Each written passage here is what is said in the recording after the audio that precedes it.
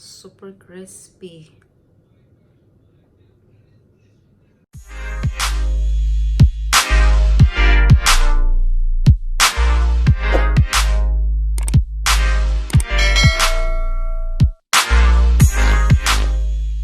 Welcome back to my channel, Cebuanaako, and for today's video guys, I'm going to show you how to cook an authentic Cebuano adobo, Bisaya adobo ng Cebu. Ganito kami ito ang ating mga ingredients. Ayan, meron tayong baboy. Hiniwa ko na siya. Kailangan meron siyang taba-taba guys. Ayan. Tapos, meron tayong garlic. Napakasimple lang, kailangan natin garlic. Tapos yung pampalasa natin, either meron kayong magic sarap dyan, or kasi ito yung ginagamit ko lagi, yung shume shantan, kasi walang magic sarap dito. And then, meron tayong star anise, meron tayong red paminta, and meron din tayong laurel, and pamintang durog, and asin. Ito lang yung mga kailangan natin guys. Ayan, take note, yan lang ang kailangan natin, at napakasarap nitong ating adobong Bisaya ng Cebu. So, ang una natin gagawin guys is lalagyan lang natin siya ng maraming asin. Ayan. Lamasin natin siya sa asin. Kasi asin ang magpapalasa dyan. And then, lagyan natin ng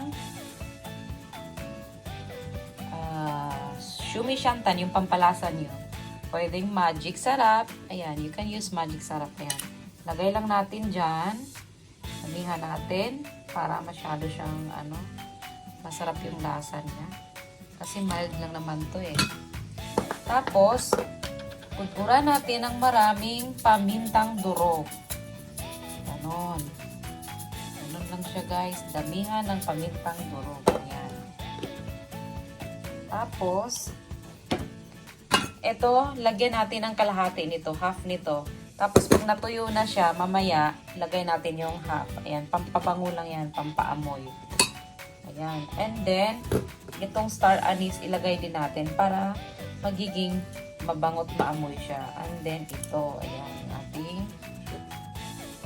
laurel. Tapos, imimix lang natin ito, guys.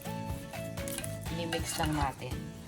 Kung meron kayong lutuan na non-stick, yung manipis na non-stick na madali siyang malutuan, ayan, yun ang lutuan nyo para hindi siya magdidikit-dikit at hindi siya masunog. Yun lang ang importante dyan.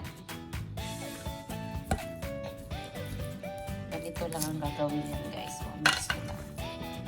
Ayan, just mix it lang all like that.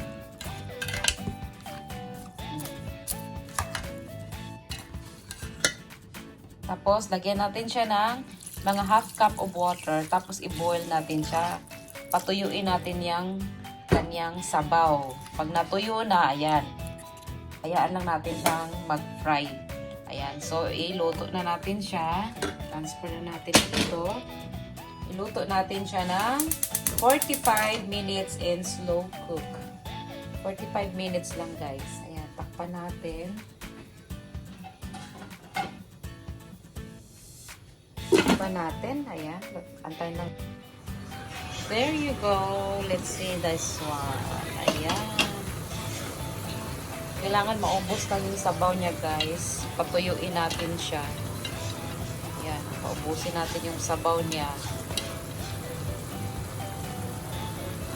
Ganito kami mag-adobo ng mga Cebuano. Sa Bisaya, ganito kami. Adobo lang. Ang panglasa lang niya is asin at saka yung magic sarap. Oh. Wow, konti na lang yung sabaw. Oh, alam niyo may lasa na siya. May lasa na siya. Guys, pwede na siya ulamin. No? Kaso lang patuyuin natin siya. Kailangan mag-golden brown yung niya. Yun o. Yan. Kailangan dapat mag-golden brown siya. Pag tuyo na yung sabaw niya, ilagay natin yung natitira nating garlic para lalo siyang bumango. Ang bango, oh. Kasi nilagyan natin ng star anise.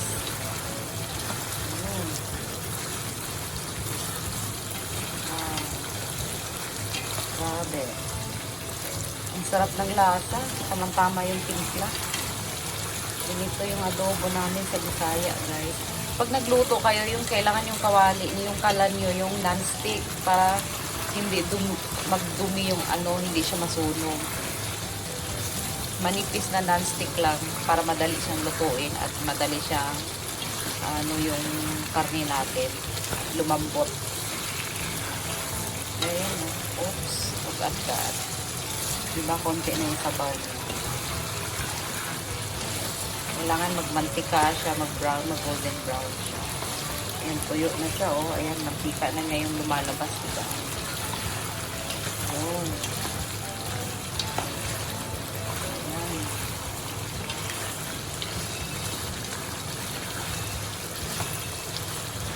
Ayan, bango. Ayan. Mabango din siya kasi marami siyang ano eh. Mayroon siyang star anise. Lagyan nyo ng star anise. Huwag nyo kakalimutan, guys. Kasi pag walang star anise, hindi na authentic na adobong Bisaya. Ayan. Kasi yan ang nagpapabango talaga. Nagdadala ng attract sa ating adobong Bisaya. You know. Ayan. Tsaka wala na yung ano niya.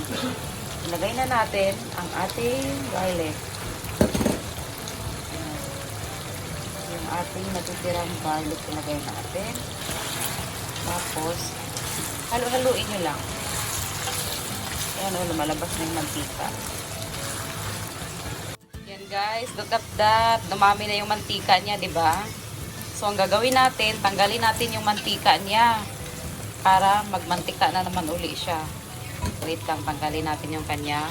Tanggal natin yung kanyang mantika. So, kailangan anuhin natin siya na magiging brown siya. Lutuin natin siya na para magiging crispy.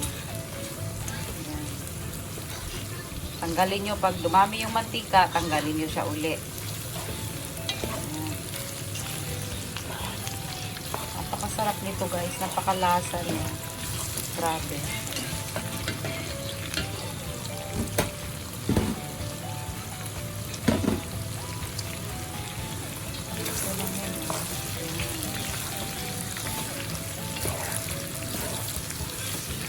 Bango. Kasi madami siyang paminta eh. At saka yung star anise nagdadala ng ano, amoy, aroma. Oh. Yun. Ganyan na yung kulay niya guys. Ilagay natin ang ating red na pepper. Ayan. Para lalo siyang bumango. Yung pula na pepper guys, napakabango niya.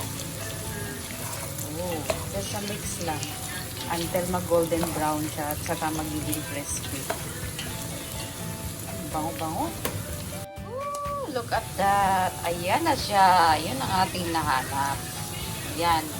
Pwede na natin siyang ihango guys. Ayan. Ganyan. Ayan. Ready to plate na siya oh. Ayan o, ganda ng kulay. Crispy, crispy. Napakasarap. Okay, ang ating suka. Ayan. Ang ating binabad na suka. Bigyan natin siya ng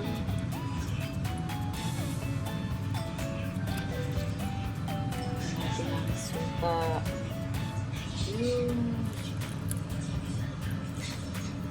Ito ang ating sausawan guys. Suka. Okay.